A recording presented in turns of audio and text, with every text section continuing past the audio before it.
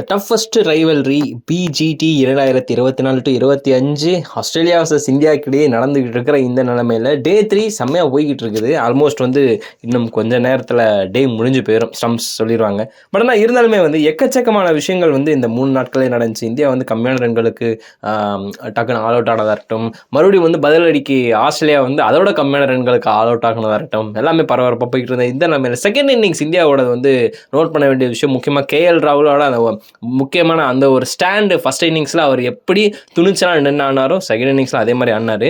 And அதே மாதிரி யசஸ்வி ஜெய்ஸ்வால் ஒரு படி மேலே, முக்கியமாக அவரோட ஷார்ட்ஸ் எல்லாமே பார்த்தீங்கன்னா நோட் பண்ணியிருந்தீங்கன்னா கவர் டிரைவ் அப்படின்ற ஒரு விஷயம் நம்ம அவ்வளோவா பார்த்துருந்துருக்க மாட்டோம். ஒரு கட் ஷாட்டில் தான் கடைசியாக விக்கெட்டை விட்டுருந்தாலும் அதுக்கு முன்னாடி வரைக்குமே ரொம்ப ஃபுல் லென்த்தில் தான் பார்த்தீங்கன்னா கவர் டிரைவ் ஆடினார். முக்கியமாக பிச்சு பெருசாக எதுவுமே எடுத்து கொடுக்காதபடி ஆயிருச்சு, லோ பவுன்ஸ் அப்பப்போ ஆச்சு.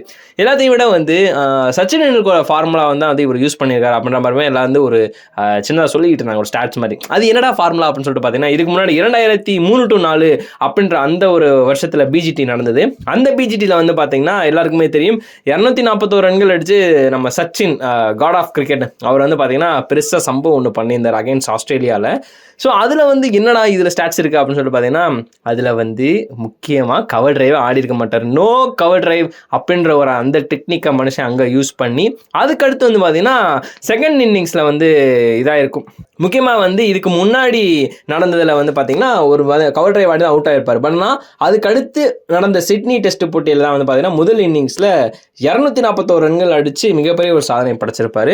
ஸோ அதே ஃபார்முலா தான் பார்த்தீங்கன்னா முக்கியமாக அந்த தொடர் ஃபுல்லாக சச்சின் டெண்டுல்கர் கவர் டிரைவ் ஷாட்டில் ஸ்லிப்பில் விக்கெட் கீப்பரிடம் அதுக்கடுத்து கேட்ச் ஆகிருப்பாங்க. ஸோ அதனால் அந்த மாதிரிலாம் ஆடினா தானடா அப்படின்ற மாதிரி தான் மனுஷன் அந்த ஃபார்முலா ஒன்று இது பண்ணார். இதே தான் ஜெய்ஸ்வால் ஆடி இருக்காரு. கவர் டிரைவ் ஆடினாலுமே ஸ்லிப்பில் எட்ஜ் ஆகி விடும் அப்படின்ற ஒரு விஷயத்தை தெரிஞ்சுக்கிட்டாரு. ஸோ அதனால் ஸ்டார்க்கு ஏசிலுட்டு கமின்ஸு இவங்களோட பந்து வீச்சில் கவர் டிரைவ் ஆடி பெருசாக நம்ம பார்க்கல, ஒரு பவுண்டரி கூட பெருசாக அடிக்கலை அப்படின்ற விஷயம் நம்ம பார்த்துருந்தோம். அண்ட் அது மட்டும் இல்லாமல் முக்கியமாக டபுள்ஸ் ஓடும்போதும் சரி ஜெய்ஸ்வால் அதுக்கேற்ற மாதிரி சில ஷாட்டுகள் ஆடிப்பார். பட் ஆனால் அக்ரெசிவாக ஒரு மிகப்பெரிய அளவில் அந்த கவர் டிரைவ் அப்படின்ற ஒரு விஷயம் நம்ம பார்க்கல. 95% வேகப்பந்து வீச்சாளர் தான் எதிராக சச்சின் பார்த்தீங்கன்னா ஆடி இருப்பார் அங்கே. அதே மாதிரி ஜெய்ஸ்வாலும் 95% ஆடி இருக்காரு. பட் அதே மாதிரி பார்த்தீங்கன்னா பெருசாக நம்ம கவர் டிரைவ் அப்படின்ற விஷயம் நம்ம பார்க்கல அப்படின்ற ஒரு விஷயமும் இருக்குது. ஸோ இது இந்த பிஜிடியில் இந்த இன்னிங்ஸை தனித்துவமாக மெமரபுளாக இருக்குன்றதை நம்புகிறேன்.